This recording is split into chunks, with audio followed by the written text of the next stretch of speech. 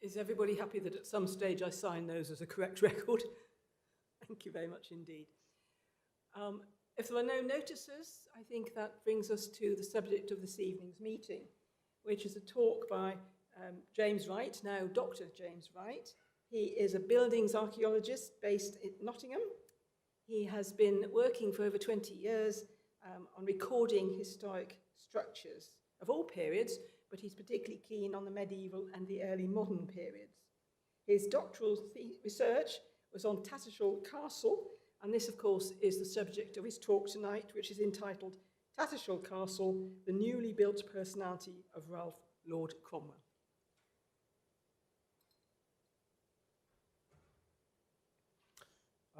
Thank you very much. It's a real pleasure and privilege to stand in this room and present the results of my PhD thesis, and also to everybody online as well. Thank you for either coming down or giving me the time of day. So yes, I've spent the last 20 years or so mucking around in castles, ultimately. Castles and great houses have been very much the focus of my career. I've written lots of papers on them, presented at lots of conferences.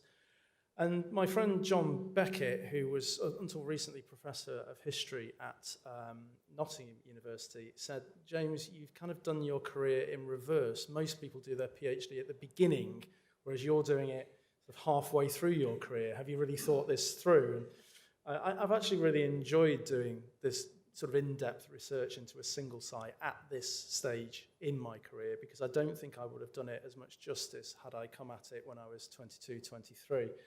I think the experience of working on major projects when I was working at the Museum of London Archaeology at places such as Knowle really gave me the tools to actually then go on to work at a place like Tattershall. And also there was the connection with the National Trust there. So I went almost seamlessly from several years working at Knowle near Sevenoaks to 5 years at Tattershall. So I've come to have a real understanding of 15th century buildings which were constructed for Lord Treasurers in the lead up to the Wars of the Roses. And the subject matter of tonight's talk is very much going to be one of those Lord Treasurers, Ralph Lord Cromwell, who is of course the patron of Tattershall. I would very much like to move the slide on, but it's not moving. Do we have a slide mover? Matthew? Hi. The slides won't move on. No. Apologies to everybody, including those of you online. Yeah, we checked this before, and obviously it's no longer working. Yeah, it was working previously on that, I presume. Yeah, nothing's happening. Do you have a slide clicker? No, it's the keyboard. Okay, we'll use the mouse then. Okay, great. Lovely. Okay, so we'll run with this on the mouse, which is something that as an experienced lecturer I should probably have thought of. Anyway, so we're going to talk about Ralph Lord Cromwell this evening. I'm going to give you a brief overview of his life, biography, before giving some notes on the architecture of Tattershall, what to look out for, what's quite unique about the building, what's important about it, and that'll segue into a section looking at the influences and dating, crucially, of that building, because I think one of the results of this project has actually been to slightly push back the dating of the building from when it was previously thought to have been built in the 1440s and 50s. We've now found that it's actually dating to a slightly earlier period, and that has some quite serious ramifications for architectural history in the 15th century, and I'll come to that in a moment. I then want to sort of look at what Ralph was doing with his building, namely these statements of prestige. He was showing off, ultimately. It's how he uses architecture to thrust his personality onto the political stage in the 15th century. But it's not just the castle, because he has this vast landscape of lordship which stretches way, way beyond the walls. And finally, the impact of the castle carries on beyond the life of Ralph, and it has an architectural legacy which hangs around for about 200 years, or almost 200 years, of English building. So for those of you that don't know the site, it sits in southern Lincolnshire, not too far from the banks of the River Bain, which flow into the Witham. The Witham is very much the superhighway of the Fenlands. It feels very remote out there now. There aren't many main roads. It's quite difficult to get around. But previously, the Witham and the Bain were entirely navigable, and they took you out into the North Sea, and therefore Tattershall has tremendous connections with Europe. So there's a lot of the European diaspora that feed into the building. So its position in the landscape is very, very important. The castle was originally developed in the 1230s for the de Tattershall family, and you can just see a few little remains of the castle surviving here with this green tower here. There's slight remains of one down there and another bastion here. But ultimately, this inner ward, the island as it stands, this polygonal island, is probably the 1230s castle, which is inherited by Ralph Cromwell. Now, it's not entirely certain when these two L-shaped wards go in, the outer ward and the middle ward. It could be that they are original to the 1230s. We don't have any conclusive evidence. However, they could equally have been dropped in during Cromwell's mid-15th century remodelling of the site. What must be said, though, is that the castle is given a significant makeover by Ralph Cromwell in the first half of the 15th century. But it's a relatively simple site in that you've got a polygonal island with two L-shaped wards wrapped around the northern sides of it. So let's look at Ralph for a little while, for 5 or 10 minutes. Let's have a look at the character of Ralph Cromwell. Well, he comes from a couple of quite ancient and august, regionally important families. The Cromwells themselves come from Nottinghamshire. They take their name from the village in north-east Nottinghamshire, Cromwell, and then they have a fairly substantial two-courtyard timber-framed house at a place called Lamley. But very much they are local lords, and eventually one of them, the first Baron Cromwell, marries up. He does really well because he marries the heir of Tattershall Castle, Maud de Bernac, and she's slightly higher up the social scale than he is, and this is where he earns his baronetcy from. He marries Maud in about 1360, and lo and behold, within 15 years, he's already in Parliament. So he's starting to emerge on the national scale. And his grandson is the subject of tonight's talk. We don't know much about Ralph, the third Baron's father. He plays a very insignificant role in the story. But our man is born in 1393. And by 1407, he's again done well for himself. He's been placed in the household of Thomas, Duke of Clarence, the younger brother of Henry V, and that puts him in the perfect position to become active in the French War. So he goes over initially with Clarence and then back again with both Clarence and Henry during the Azincourt campaign, where he seems to acquit himself well. He's knighted on the battlefield. Not too long afterwards, he inherits Tattershall. He becomes an administrator and logistics man over in France. He's not really so much of a fighter. He's really good at moving things around and doing good works, and he acts as a diplomat. So he's involved in the Treaty of Troyes, which is effectively the French monarchy's capitulation to the English throne. And as a result of all of this good work for the monarchy, he gets put on the council in 1422, just before the death of Henry V.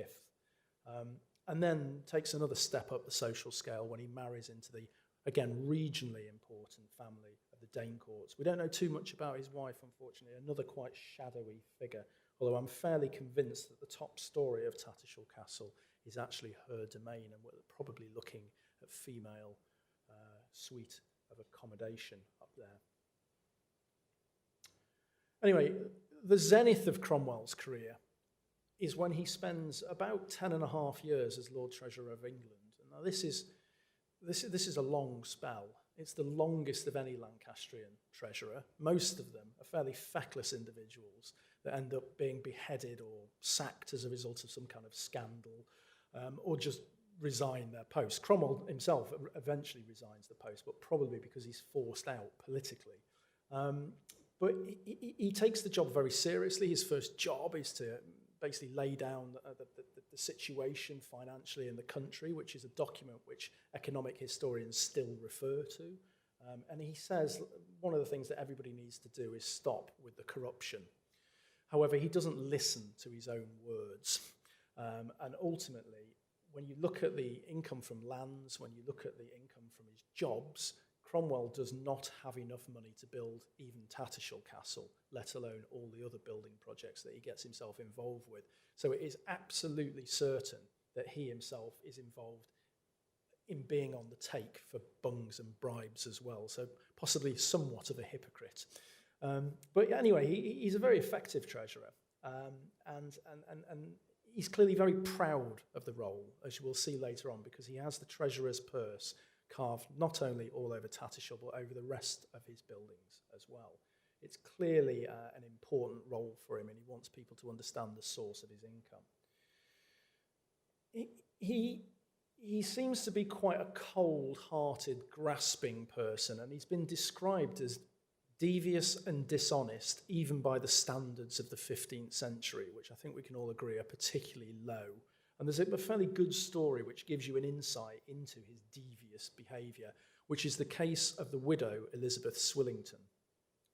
And she leaves behind an account of what happened to her in 1437, namely that she was kidnapped by retainers of Ralph Cromwell, and they took her to Tattershall Castle, and he said, "Those 4 East Midlands estates which you have just inherited, I believe they're mine." Now, he really doesn't have a strong claim over these estates at all, one of which is South Wingfield in Derbyshire, and this becomes key to the story of why Cromwell's so interested in these estates.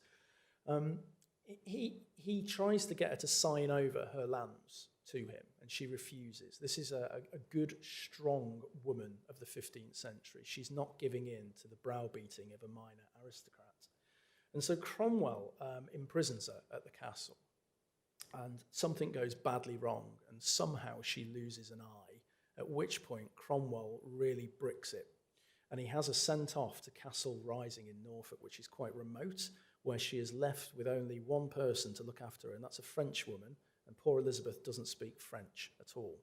So she's trapped at Castle Rising for 6 months with no one to talk to. She still refuses to sign over her lands, so Cromwell has her sent to King's Lynn, which is nearby, at a period when the plague was in town. So he's using almost biological threat against her, but she still refuses to sign over her lands. So he sends her to Catley Priory, at which point Elizabeth really throws a wobbler and says if they don't let her out, that she's going to burn the monastery down, at which point the prioress gets on to Cromwell and says, "I want this woman out of my priory, please." So he brings her back to Tattershall, and again she refuses to sign over her lands. So Cromwell brings in Justice William Paston of the Paston Letters fame, who seems to be a bit of a specialist in persuading widows out of their lands and inheritances. And unfortunately, Elizabeth eventually capitulates in the chapel at Tattershall, where they've actually barred the doors shut so she can't get out, because she was clearly jumping up and down and going again, but she does sign over her lands. But it just gives you an indication of just how grasping Cromwell could be.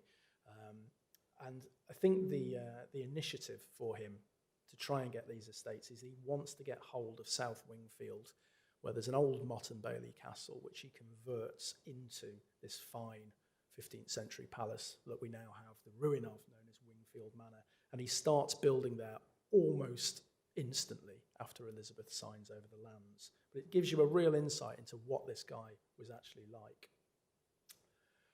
So he's building at Wingfield from about 1439, and concurrently he's also involved in construction work at Tattershall and at Colley Weston, where there's another substantial house, which is unfortunately now completely lost.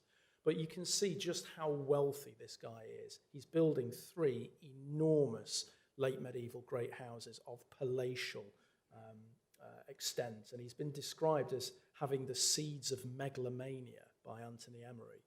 And I don't think Anthony is far off the point with that at all.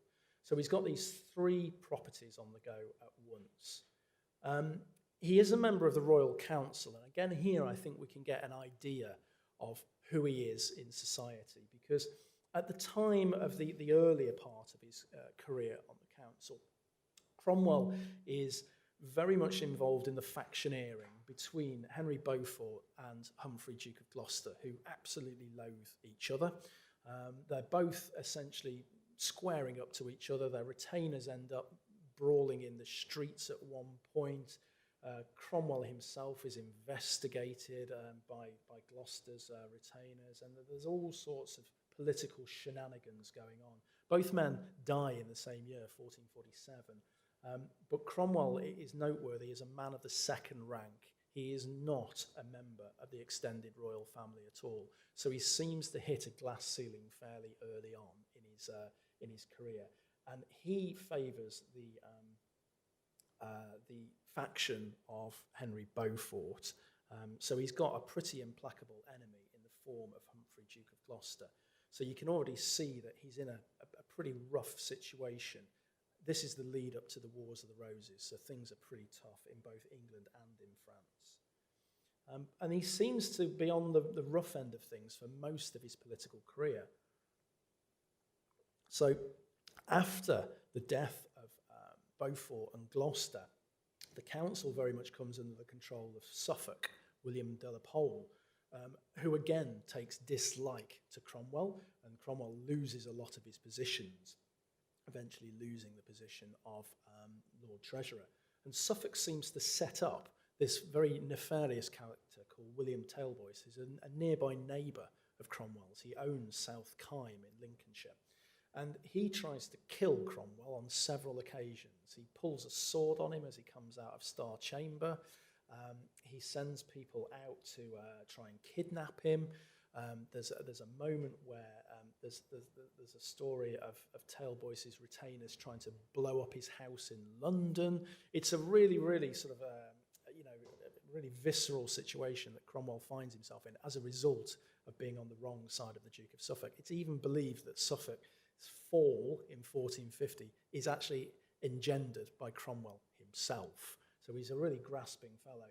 And then after the fall of Suffolk, he falls on the wrong side of the next chap in control of the council, the Duke of Somerset, and his ally, the Duke of Exeter, to such an extent where Exeter and Cromwell pitch up at Parliament with armed retainers, and both of them are actually imprisoned as a result of that, Cromwell at Wallingford Castle.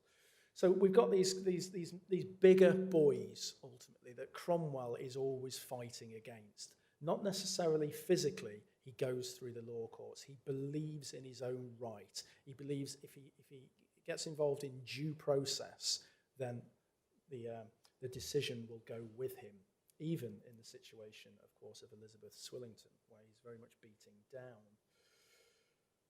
Okay, so towards the end of his life then, Cromwell is a bit politically marginalised. We've got Somerset in ascendancy, and he very much needs a new ally. So he looks towards the emerging Yorkists in the form of the Duke of York and the Earl of Warwick, and he moves into their orbit. And what really seems to happen is he tries to marry his heirs off. He doesn't have any kids, so he's got two nieces who are the heirs to the estate, Maud and Joan Stanhope.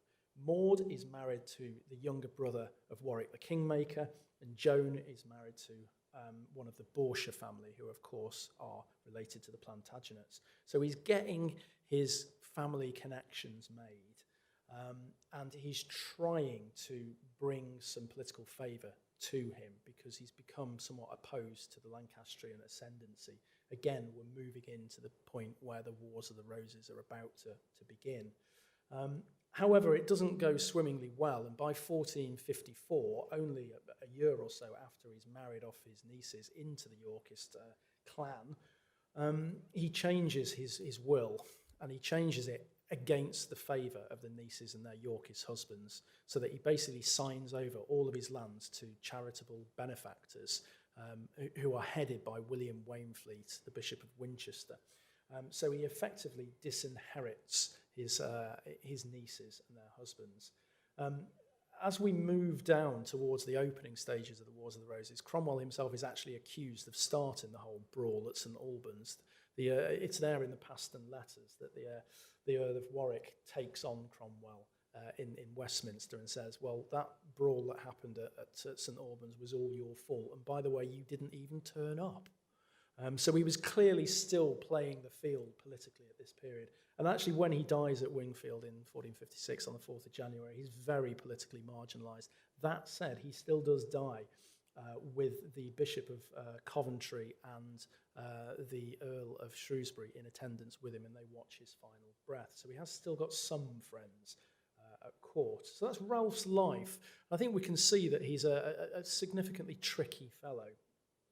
And his life, connected with his architecture, is not too dissimilar to what's going on with his contemporaries as well. So his great friend, John Fastolf, for example, does very much the same thing as Cromwell. He is active in the French wars, and he becomes a trusted retainer of the monarchy, and he's given lots of positions and power and influence in France. He's named as a Knight of the Garter. He becomes a royal councillor as well. And at a certain point where he's basically worked up enough booty and loot, he begins construction of this brick castle at Caister. So it's not too dissimilar to Cromwell's own career arc. And of course, he too is choosing brick and stone to build in much the same way that Cromwell does at Tattershall. And we can also see this in the lives of the two brothers, Roger and James Fiennes, again active in the French wars, given positions of authority by the monarchy, and then they each go and construct a great house, one at Hurstmonceux and one, of course, at Knowle. So this is what you do in the 15th century. You go and show your worth to the monarchy by fighting in France, and then they give you positions which then lead to lots of money and patronage and influence, which you can then use to bolster your position in society by building a dirty, great big house. And the dirty, great big house in question this evening is, of course, Tattershall in Lincolnshire. And there's a reasonable amount of this building surviving from the medieval period. We have, of course, got the Great Tower, which is 33.5 metres in height. And it is surrounded mainly by the earthworks with lots of demolished buildings. But there are still two upstanding structures, which include what are called the Great Stables, which is in the foreground there, just the other side of that bridge, and the guardhouse, which is just to the left of the parish church there.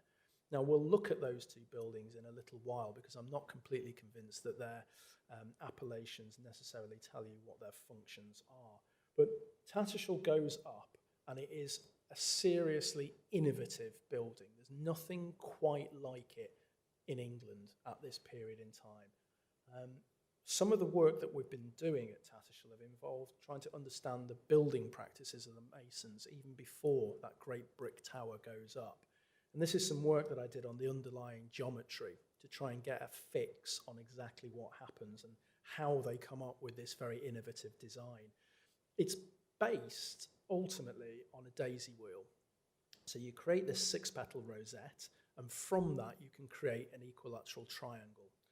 If you then bisect the triangle down the middle and mirror one half of it, you create a rectangle which has the proportions of 1 to 1.73, or the square root of 3. And this is a tremendously common type of medieval proportion. Now, it looks like Masons weren't particularly actually interested in proportion. They were more interested in the procedures of geometry. So although it does react to the square root of 3, that's not actually what they were going for.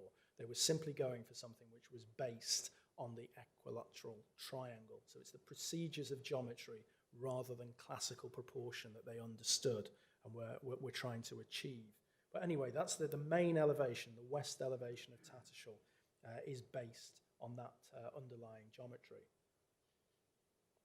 And then we can look internally, and we can see that something slightly different is going on, and the castle is based on a grid of 3 by 4 squares, which are 20 foot or 5.9 metres in dimension. And then if you turn one of those squares through 45 degrees, you give yourself the octagonal corner turrets. The underlying geometry here doesn't quite work out. You might notice here you've got 20-foot square with a bit extra in the parlour, in the ground floor chamber, and a bit extra here. So there's the two squares with a little bit of a sliver extra. And that's because the Masons have essentially compromised their geometry here, because they want to actually have the space within, again, being 1 to 1.73 to actually match the exterior. So there's two slightly abrasive versions of geometry going on here, which don't quite marry up, but it again shows you that things could alter in the process of building. So we've done quite a lot of other work looking at the builders, which I won't be able to touch upon tonight, but there is an article which is published by the Antiquaries Journal which looks in more detail at some of this, and eventually my thesis will of course be available online, probably before Christmas, I would hope. So when we actually look at those chambers, which are stacked one on top of the other in the Great Tower, we can see that they have what John Goodall described as gathering magnificence. So they get posher the higher up the tower you go. You've got a store in the basement, which is fairly typical of a great tower throughout the medieval period. There's a lesser hall for the household retainers at ground floor. And then access up a staircase, a single very, very wide newel staircase, is a dining hall, a great chamber, a presence chamber, and then a bedchamber, which I suspect is actually Margaret Danecourt's quarters. And then on the top, there's something even more innovative, and that's this suite of 4 banqueting houses, not unlike what eventually happens at Willerton Hall in Nottinghamshire, where you've got the prospect gallery looking out over the Deer Park. This is a precursor over 100 years before of just that thing, so that Cromwell and his high-status guests can actually look out over their wide estates from the top of the tower, in comfort, in heated chambers. There's nothing else quite like that anywhere else in 15th century England. And then the chambers themselves are heated with 4 immaculately presented chimney pieces. They are the finest surviving from the period, and they are beladen with all sorts of clues as to what Cromwell is trying to project in his tower. And we'll look at that in just a moment in time. But it must be said then that everything about the castle is designed on this idea of gathering magnificence. The stair is incredible with its cut slab winders, with the chamfered undersides, and this amazing countersunk handrail. This has never been done before, certainly not on a spiral. It's been done on straight stairs, probably at St Wolfram's at Grantham, but it had never been done on the twist before. At the very top of the tower, it's marked by these machicolations, which are entirely functionless, because if you dropped anything out of those, it would land on your own Great Hall roof, which I'm led to believe is not such a smart move. And then peering above the parapets, these very low crenellations, are these chimneys, which again are a great symbol of status in this period too. So the crenellations with the chimneys projecting over, the chimneys are projecting basically to show that you've got a chimney, you've got a recessed fireplace, which again is quite an innovation at this period in time. They've only really become common in the late 14th century. So to show off that you've got a recessed fireplace is an important marker of status.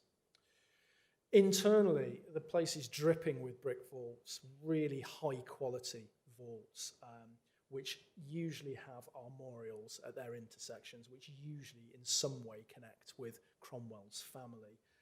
There's elements of both English and especially Baltic design going on here. There has been vaulting before in Lincolnshire, but nothing on this scale. And again, it gets more magnificent, more complex, the higher up the tower you go. So the higher you go, the more you're being shown off, essentially, because the status of those occupants increases with height. The tracery is slightly unusual. It's under the classic 15th century flattened Gothic arch, but instead of being perpendicular in character, where the mullions rise from the sill all the way up to the crown of the arch, they don't do that in many of the windows at Tattershall.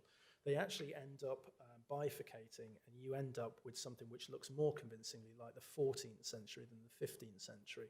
And this is something which is very common amongst the Lancastrian court in the mid-15th century. And again, I will touch upon that in just a moment. The building also has an early use of diaper work.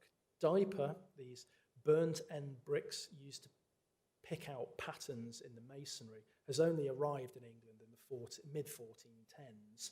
And mostly it's lozenge shapes, diamonds, and lattice work, such as the one you can see on the left-hand side. But Cromwell is the first person to start picking out pretty pictures in diaper. So we see the armorial shield on the top right there, and also what are almost certainly Marian marks, symbols of piety picked out in diaper. The VV, the Virgo Virginum, and the M for Maria, Queen of Heaven. This has not really been done before in England. So again, really playing with the form, tremendously innovative building. So we have lost many of the buildings at Tattershall, but we can actually use these drawings, which are actually in the room above me at the moment, in the library of the Society of Antiquaries. They're made within a year of each other by two antiquarian topographers, Samuel Buck and William Millicent. And we can see, of course, the Great Tower, but we can also see that there was once quite a lot more of this castle. So we have, for example, its three gatehouses still surviving, the outer, the middle, and the inner gatehouse. We can see here the Great Hall with its bay window, again, an early example of a projecting bay, and the solar block here, possibly a screens passage here, and then also the chapel projecting out into the courtyard there. Millicent's illustration is quite an interesting one because it's not often reproduced. It's a rare find, you don't often see this one, and it also has some tremendously interesting information contained within it. So for example, if we look here at a detail of Millicent's drawing, we can actually see that we can start to question the traditional interpretation of some of Tattershall's architecture. It's usually assumed that that little group of excavated buildings there, which were dug up by William Weir in the 1910s, are the kitchens to the site. But Millicent's illustration shows us that that's probably not the case. That's certainly how they're interpreted on site at the moment as kitchens. But Millicent shows us that there's what's probably a residential tower with a stair turret here, somewhat akin to what's going on at the backside of Caister Castle. Next to that is an integral garderobe turret here, and then actually a gatehouse. There's actually 5 gatehouses at Tattershall, and this is some great evidence for one of those, with a stair turret next to it as well, which then intercommunicated with the Great Tower. So what we're seeing here probably isn't actually the kitchens. It's far more complex, and the kitchens are actually further back in the inner ward. And we do have problems of interpretation at the site. So what has always been interpreted as the Great Stable is almost certainly not. This is in the outer ward, and as you can see from the architecture of that standing gable end there, there's fireplaces in it. We don't tend to get fireplaces in stables for obvious reasons. Now, it has been interpreted probably correctly as having been a stable at some point. When Weir excavated in the 1910s, he found a brick channel which he interpreted as being the effluent runnel for basically horse urine and sluicing out of the stable block. But if you look at where that actually sits in relation to the other features of the building, it runs into the fireplace here and runs into a door here. So it's been added to an earlier building, as have these iron rings, which are usually interpreted as being tether rings. They've actually been chopped in, those stones have. They're not part of the primary build. So this is essentially, it was a lodging range, a high status lodging range for Cromwell's retainers. We know from William of Worcester that he moved around with about 100 people at any one time. So what we've got here then is a misidentified building. It has been a stable, but not originally. It's originally a lodging range. And the same sort of goes with this other lodging range too, called the guardhouse, which is sort of a very militaristic term, isn't it? It's nowhere near a gate, so it doesn't really have that kind of attribute of being a porter's lodge. It's another high-status, well-appointed lodging range, which has the standard late medieval facilities of a fireplace and a garderobe adjacent to one another. And it has that on both ground and first floor as well. And the final aspect of Tattershall, which has also probably been misinterpreted previously, is this large space, which is about 2 acres in size, which is bounded by brick walls. And it's been traditionally called the tilt yard, redolent maybe of jousting and tourneying. Some fairly good archaeological research has been done on this space quite recently, and it's been shown essentially to be gardens. And the proof of the pudding was actually there in the 1840s when an antiquarian called Nicholson looked at this space, and it still had its garden wall subdivisions within that 2-acre enclosure. It had 2 transverse walls, and also some of the gateways into it had Cromwell's own armorials carved in stone, so we know that it dates from his period in time, but it's probably an outer garden, and it's referred to as an outer garden during a court deposition of the 1450s as well. So again, it's not a tilt yard, it's a garden.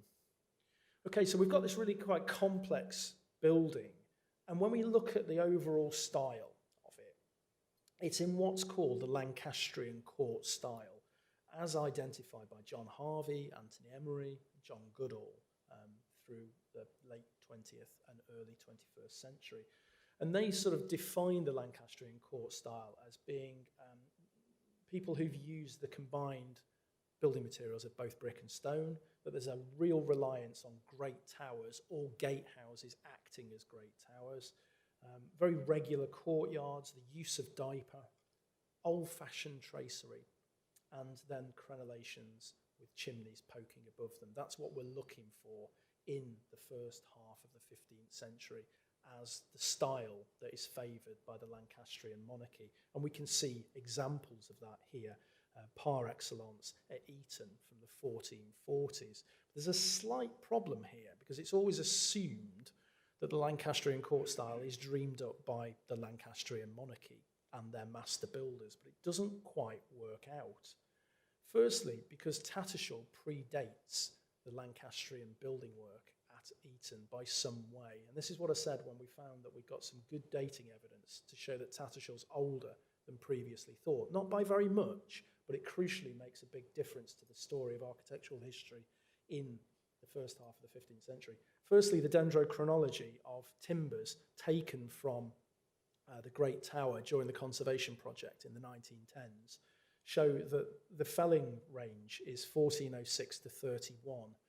So if we take that at its very, very last possible year of 1431, it's still substantially before Eton starts in 1441. We know from the building accounts, which survive partially and patchily, that 1434 to 5, which is the first surviving building account, is not the first run. There's some internal evidence which suggests that there was at least one previous year of building. And then we do get this sequence of mismatched years leading up to 1445, 46.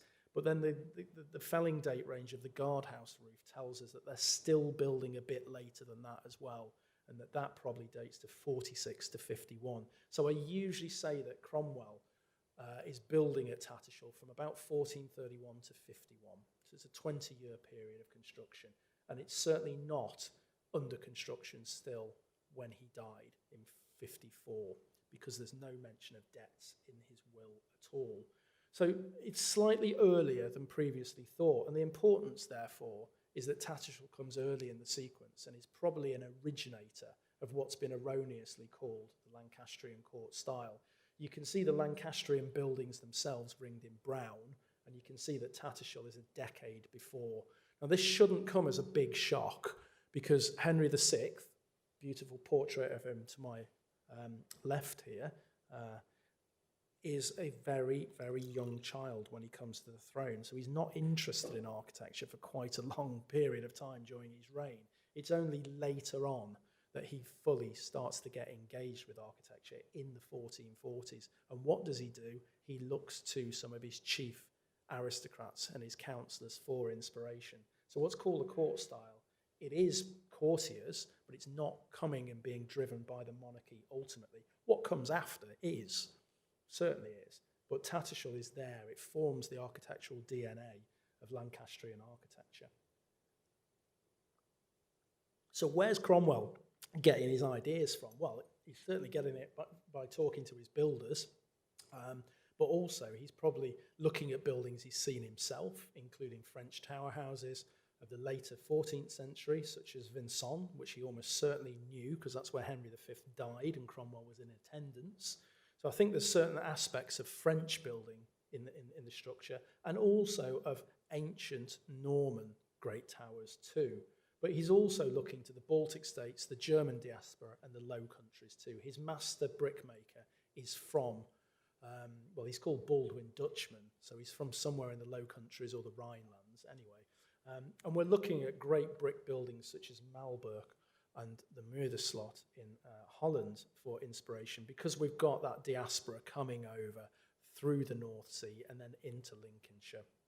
And Lincolnshire's been important in the transference of European brick buildings into England. And we get some quite early examples of that in the later 14th century at Thornton and also at Boston as well. So not only is he looking directly to France and the Baltic states, but also he's looking at what's already there, what's established in Lincolnshire already. And he's using this building, therefore, this innovative statement in architecture to make these lordly statements of prestige and power. Firstly, through the continuity of power, he's using an old established castle that's been founded by his distant ancestors, and he upgrades it. But crucially, he keeps a lot of that architecture. So there's a continuity of power on the location. So those two flanking towers, which I mentioned previously, are left in situ either side of the Great Tower, so that as you look at this castle from the west, it's a near continuous sequence of towers, one after the other, whether they be the 13th century tower, the mid-15th century Great Tower, the Gate Tower, or the residential tower in the corner. There's a lot of towers being used as architectural foci, but also statements of power and prestige.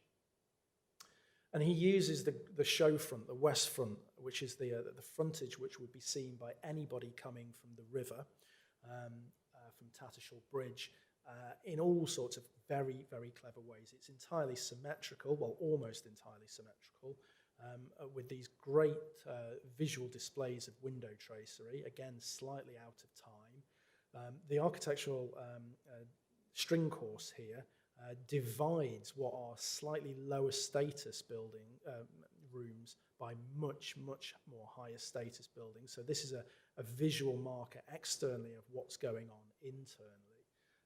So there's a real intent here, and you're being shown this tower as you progress around the building. It dominates absolutely everything.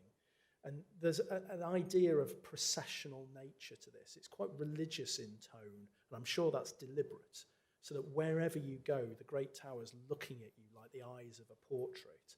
And if you're a visitor, you're coming up from the river, you're going in through an outer gate, but then you're going further away from the Great Tower, so that you can be shown another facet of it after you've passed through the middle gate, before coming through the inner gate. So it's processional. And then you have to negotiate all the older buildings of the site, such as the chapel and the hall, before you can finally get into that tower. And as you rise up, of course, it gathers magnificence until you get to the presence chamber, access directly off the stair. There's this tremendous corridor. Corridors are rare in the medieval period. They're rare right up until the late 17th century. You're shown into an antechamber, which has a toilet and a fireplace. And then you come in to Cromwell's magnificent second-story building. And there you can see that he sat at the high end. And if you're really smart and really powerful, you might be invited in for a private chat with him in his privy chamber. So there's something of the religious nature going on here, the procession that we can imagine around a religious building, such as the college, which is established opposite. Then the details pick out tremendous amounts of social messages, such as the chimney pieces, which tell you about Cromwell's ancient history. And this is not normal. So the Albini family, who are shown here, these are really, really distant ancestors. Normally, you show your immediate family and your immediate political allies. You don't show your 13th century history and the 15th century. It's a really unusual thing to do. He's also telling you all about his immediate family, the Cromwells and the Dane courts, and then the treasurer's purse, which I'll come to again in a moment. But what seems to be important to him as well is showing that he's a great pious lord. He probably isn't, actually. He's probably not particularly pious, but he wants people to think he is, because we see symbols of the fight of good and evil, St. Michael and the dragon, Samson and the lion, and also the dragon fighting the centaur. So he uses this to, again, liken this processional nature, this religious nature, this tone to the building, and he uses the symbols of biblical imagery to show that. So there's a lot going on with these fireplaces. We could probably do a whole lecture just on these, if the truth be told. And the details of the fireplaces, we get repeated signals, one of which is the treasurer's purse. It's there 37 different times in the castle. And you can also find it in Cromwell's other buildings, including the Gatehouse of Wingfield and the rebuilt Holy Trinity, Lamley, where it's on the East End as well. So he's so proud of this treasurership. He's so, I say proud, it's towering pride. It's overmighty proud. But I think there's an anxiety in his character as well. I think there's a fault line, and I don't think he's completely comfortable in his own skin, because his motto breaks this down for you. His motto is, "Have I not right?" ? Well, who's asking that question? Remember, he's a man of the second rank. He's not as powerful as Exeter or as Suffolk or as Somerset or as Gloucester. Have they been asking, who's this Johnny come lately? And is he using this motto as a truculent and belligerent answer to them? The only other person I've been able to find with a similar motto is William Shakespeare, who of course is not really eligible to be a gentleman. And so he also has this very truculent statement in his motto. So I wonder if Cromwell is not completely comfortable. So before we finish looking at the legacy of Tattershall, very quick conclusion to the talk, I want to just very briefly look at what's beyond the castle walls, because this has been a big part of the research at Tattershall Castle. Firstly, the Great Tower is visible for miles and miles around. I photographed this from nearly 5 miles from the castle, and you can see it dominates the landscape. You can actually see it from about 20 miles away at Lincoln and at Boston as well. It really does stand out. So it's intended to dominate this fenland landscape. It's intended for people to see it beyond. But even close in, there's stuff going on around the castle itself. So the manorial curia is neatly defined by ditches and the river, and within it Cromwell founds his gardens, which we've already touched upon. There's fish ponds, there's a rabbit warren in there as well, which we're not quite sure where that sits, but it's somewhere down there from documentary accounts. And then he founds this religious community as well, including the college and bead houses. They were actually founded after his death, but the intention was always that they were put in there.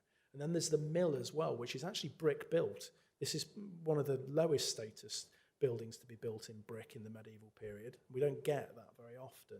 So there's a lot going on in this defined manorial curia. It's all about statements of power over the landscape.